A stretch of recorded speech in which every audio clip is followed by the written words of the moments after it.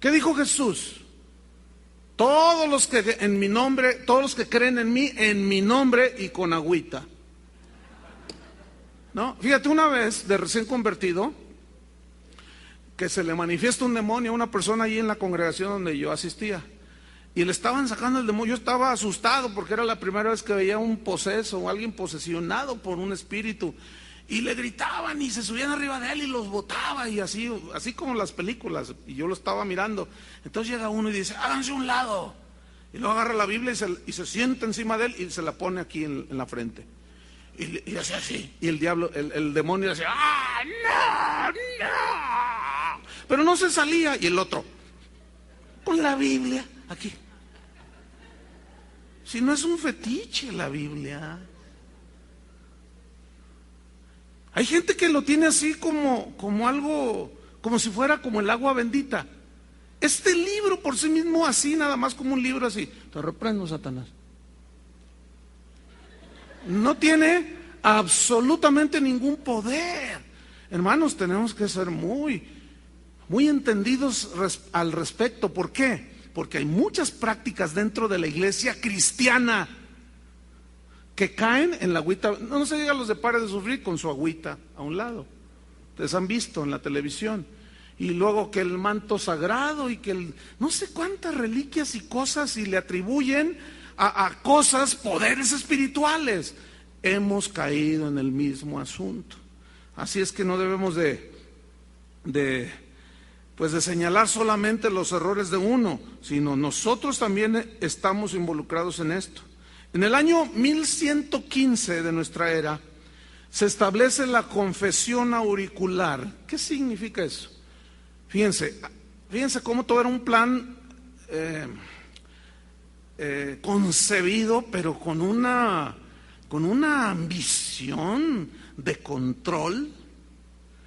Y esta doctrina consiste en que las personas, el que profesa catolicismo, debe de ir con un sacerdote a confesar sus pecados, aquí al oído o enfrente de él. Y bueno, a mí me tocó, cuando yo era un joven, un niño que me confesaba con un sacerdote, verlo así cara a cara. Las mujeres se ponían aquí como, así eran mis tiempos, no sé ahora cómo ha evolucionado.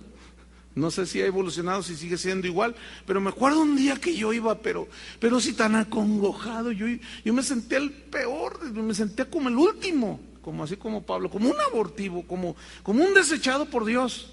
Ahorita les digo cuál fue el pecado que hice. Entonces yo llego y no levantaba ni, yo tenía como 8 años de edad. Entonces me dice el padre, ¿qué hiciste, hijo? Y le dije, no, padre, pues es que me acuso, y no le podía decir. Pues ¿a qué te acusas? Dime tu pecado, y al que no ves la fila que hay. Tienes que darte prisa, me dijo. Es que yo, padre, y, ¿me vas a decir o no? Le dije, es que fumé. Me dice, ¿y quién te dijo que eso era pecado? Pues yo sé que, no, eso no es pecado, ya vete, ándale, rézate unos padres nuestros, ya, ándale, no es pecado. Y yo me salí todo sacadísimo de onda. Allí donde nosotros vivíamos era un templo, y era un sábado, los sábados confesaban a los niños, y recuerdo que al final de la confesión, que duraba unos 3 horas, todos los niños ahí del barrio lo hacíamos, nos poníamos a jugar deportes, voleibol, básquetbol, había unas instalaciones, y cuando ya llega ese tiempo, sale el sacerdote y saca sus del Prado. Entonces yo dije, pues no es malo. Pero ¿qué dice la Biblia? Que somos templos del Espíritu Santo. ¿No dice así? Entonces, yo quiero que ustedes vayan notando cómo todas esas cosas son enseñanzas que no son bíblicas. ¿Qué dice la Biblia en 1 de Juan 1:9? Si confesamos nuestros pecados, ¿a quién? A Dios, al Padre, en el nombre de Jesús. Si confesamos nuestros pecados, Él es fiel y justo para perdonarnos y limpiarnos de toda maldad.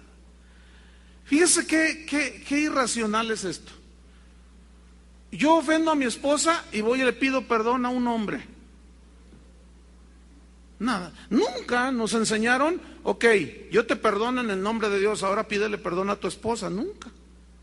A lo mejor sí, no sé, pero a mí ya no me tocó ese tiempo de casado. Pero fíjense qué cosas. Cuando Jesús andaba aquí en la tierra, la misma gente le decía, cuando una vez sanó a un paralítico y le dijo, tus pecados te son perdonados. Y dijeron, blasfemia, ¿qué se cree este? ¿Qué te crees tú? Le dijeron a Jesús. Porque solamente Dios perdona pecados.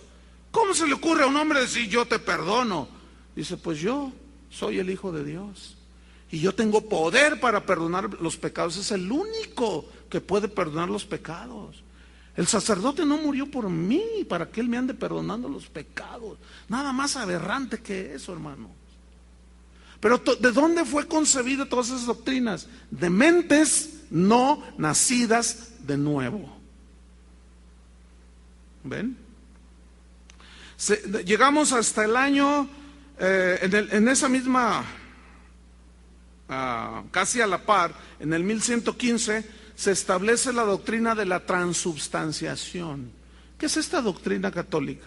Es que cuando el sacerdote consagra el pan y el vino, se convierten en el cuerpo y la sangre literal de Jesús. ¿Pero eso fue lo que realmente Jesús dijo? Pregunto.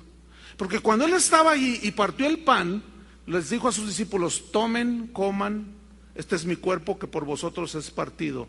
Pregunta, ¿tenía dos cuerpos o era simbólico? Cualquiera lo puede entender así. Cualquiera lo puede entender. En ese momento él no tenía dos cuerpos. El pan que había partido y el cuerpo en el que estaba. Era obvio que el pan era algo simbólico. Tomó la copa y les dijo, beban de ella todos, porque esta es mi sangre, sangre del nuevo pacto, que por vosotros es derramada. Posteriormente Pablo dice, a mí me fue revelado esto.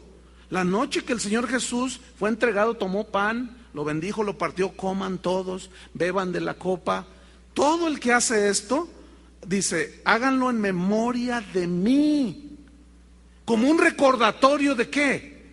Del sacrificio que Jesús había hecho. Así como los judíos una vez al año celebraban la fiesta de la Pascua, donde mataban al cordero y recordaban la liberación de Egipto, así nosotros, los cristianos. Entonces empezó a haber un montón de controversias y hasta la fecha hay muchos sacerdotes que no creen en esto, porque, bueno, ellos dicen, bueno, es de fe, bueno, sí, de fe, pero ustedes dicen, la doctrina, el Papa que instauró esto, dijo que era literal. Entonces muchos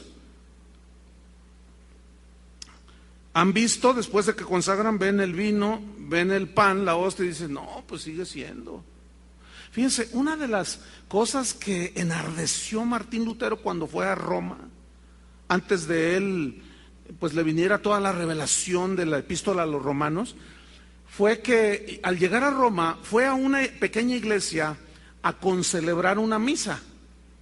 Entonces uno de los sacerdotes, cuando tomó la hostia, ya ven que se voltean así, de espaldas, le dan la espalda a la gente, y ellos miran hacia el altar así, y él estaba concelebrando, él estaba dando el pan y el vino. Entonces el sacerdote dijo, pan eres y pan seguirás siendo, vino eres y vino seguirás siendo. Y dijo, ¿qué dijiste? Dice, nada. Dijo, tú acabas de decir, y se discutió con el otro sacerdote. Actualmente muchos sacerdotes no creen, porque pues, efectivamente tú tomas el vino y sigue siendo vino, jugo de la uva.